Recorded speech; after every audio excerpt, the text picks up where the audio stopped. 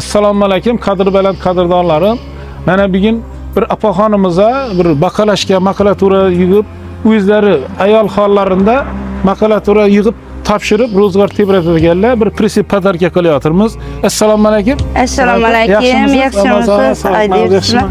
Shukr, rahmat. Assalomu alaykum. Qadrbaland qadrdonlarim. Sizlarga rahmat.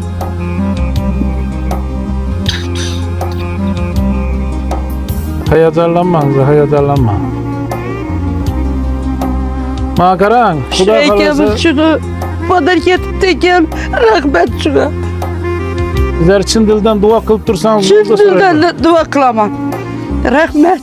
yana skuter mashina, mototsikllar bor ekan. Mototsiklda irishi, kardoni, baklash kelarmi, qatnima? O'zingiz? O'zim, faqat o'zim qatnima shuni. Ila katta rahmatlar aytaman. Salomat bo'lg'aysiz. Yana shu mahallaning mahalla reislari ham bor ekan shu yerda. Assalomu alaykum.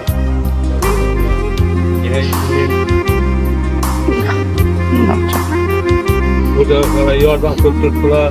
Ishingizga omad. Rahmat, salomat. Sog' salomat bo'lgaysizlar. O'qishdagi o'qishlarni bitirib. Rahmat. Salomat bo'lgaysizlar. Rahmat, salomat. Keyin og'ir yengil qilishdan charchamang. Rahmat, salomat bo'ling. Duo qilsalar bo'ldi, xudo xolasa. Duo qilib turamiz hamisha. Shu qizim topganlaringiz oltin bo'lg'ay.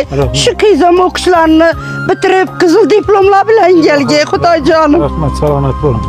Ko'ngli yorim odamlarni ko'nglini to'ldirish katta savob ishlarga charchamanglar. Rahmat, salomat bo'ling. Rahmat. Quvonib turibdi, quvonch yoshlarni yashirib rahmat. Salomat bo'ling. Salomat bo'lgaysizlar. Asal opa, xudo xolasa bemalol o'zingizdan moslab, shu skuteringizdan moslab ixchamlik qilib keldik. Qo'ldan kelganicha yengil ham ixcham ham baquvvat qilib bemalol bir 800 kilocha yuk bossangiz bo'ladi. Xudo xolasa ana ustanib ketadigan qor ko'p nelardan beri ketamiz. Damirlarni chekkeldi. Ertaga suvarkachi yap parasdan iltimos qilsangiz, darrov shuni taqlab beradi. Bizlere duo qilsangiz bo'ldi, boshqa hamisha duodaman. Boshqa sizdan hech narsa kerakmaydi. Hamisha duodaman. Salomat bo'lasiz. Yaxshi kunlaringizni ishlating. Bundan keyin chiroyli kattaroq bir Damazlari, labo mashinalari olib xalqqa xizmat qilib birgaysiz. Salomat bo'lg'aysiz, opa. Rahmat. Katta rahmat. Rahmat. Rahmat, salomat bo'lg'aysiz. Siz apasi bo'lasizmi bu yana? Ha. Yaxshi. Hurmatli yurtdoshlar, agar shu Pitnak territoriyasida, Durujba territoriyasida makulatura, shu bakalashga bo'ladigan bo'lsa, telefon nomerlarini qoldiramiz. Shu opama qo'ldan kelganicha bir tekin bersangizlar ham bir savob uchun ehson bo'ladi. Bir qo'ldan kelganicha shu opamizga makulaturani bakalashgani tekin bersangizlar, nur ustidan ayollar nur bo'ladi. Ilohim. Shu nima